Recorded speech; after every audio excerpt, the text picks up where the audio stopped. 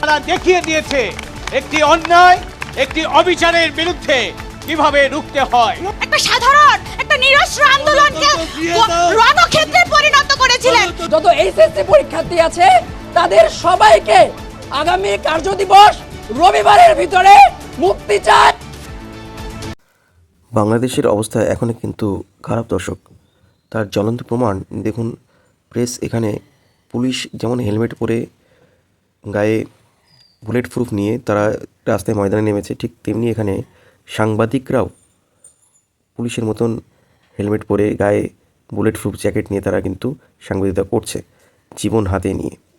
তো খুব কিন্তু খারাপ পরিস্থিতি রয়েছে বাংলাদেশে এখনও, যেটা দেখে মনে হচ্ছে এই নিউজ চ্যানেলটির মাধ্যমে। ছাত্রছাত্রীদের কথায় বাংলাদেশ সরকার কেন কর্ণপাত করছে না, এটা এখনও পর্যন্ত ঠিক পরিষ্কার নয়। 200-র উপরে ছাত্রছাত্রী মারা গেছে, হয়তো তারও বেশি। আমরা দেশের বাইরে আছি, হয়তো তাদের খবর জানি না। কিন্তু বাংলাদেশ সরকার এবং এই যে 200-র উপরে যে শিক্ষার্থী মানুষ মারা গেছে, তাদের জন্য তো প্রোটেস্ট হবেই। সরকারকে তার ভুল তো মানতেই হবে এবং তাদের যারা এই অন্যায়গুলি করেছে তাদের বিরুদ্ধে চরম ব্যবস্থা নিতে হবে, এটাই তো দাবি। এবং যে সমস্ত যারা বেগুনাহ, যারা দোষ করেনি, যাদেরকে জেলে আটকে রাখা হয়েছে, তাদেরকে রবিবারের মধ্যে ছেড়ে দেওয়ার দাবি করেছে। এই নিয়েই ছাত্ররা আন্দোলন করছে। এখন এদের বিরুদ্ধে আবার বাংলাদেশ সরকার পুলিশ নামাচ্ছে।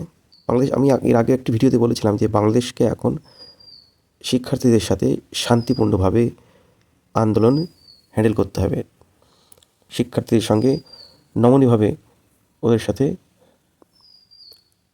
আন্দোলনটাকে হ্যান্ডেল করতে হয়। কিন্তু সেই জিনিসটার জায়গায় আবার বাংলাদেশ সরকার, যেটা দেখতে পাচ্ছি, আবার এরকম একটি যদি আচরণ করে তাহলে সেটা কখনোই ভালো নয়, যেটা মনে হচ্ছে। একটা সাধারণ আন্দোলন যেখানে আমরা শুধু মত প্রকাশ করতে চেয়েছিলাম, একটা সাধারণ একটা নিরস্ত্র আন্দোলনকে রণক্ষেত্রে পরিণত করেছিলেন। এত মানুষ মারা গেছে। শুরুতে যখন এই আন্দোলনটি কোটা সংস্কারের বিরুদ্ধে ছিল, এখন এই আন্দোলন রাষ্ট্র সংস্কারের জন্য, এই আন্দোলন প্রশাসন সংস্কারের জন্য।